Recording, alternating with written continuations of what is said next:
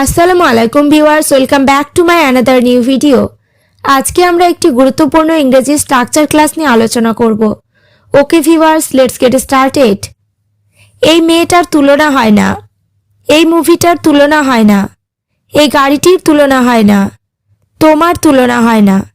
আমরা দৈনন্দিন জীবনে এই ধরনের বাক্যগুলি ব্যবহার করে থাকি।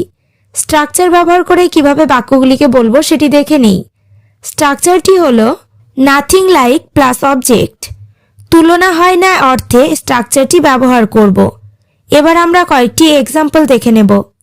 এই মেয়েটার তুলনা হয় না, নাথিং লাইক দিস গার্ল। এখানে নাথিং লাইক মানে তুলনা হয় না অথবা তুলনাহীন। দিস গার্ল মানে এই মেয়েটা, object. Nothing like this girl, এই মেয়েটার তুলনা হয় না।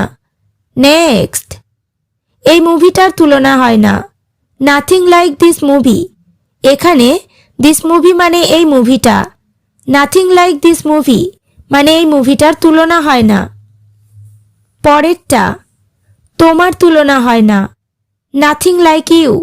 এখানে নাথিং লাইক মানে তুলনা হয় না, ইউ মানে তোমার, নাথিং লাইক ইউ মানে তোমার তুলনা হয় না।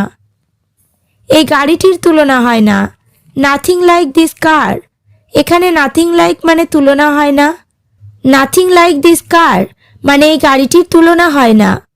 নেক্সট, তার বন্ধুর তুলনা হয় না, nothing like his friend.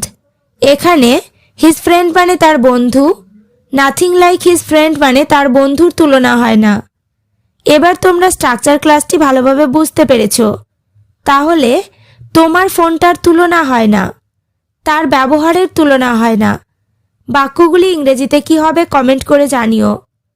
Okay viewers, আজ এই পর্যন্ত। চ্যানেলটিতে নতুন হলে চ্যানেলটি সাবস্ক্রাইব করো, লাইক শেয়ার কমেন্ট করতে ভুলো না।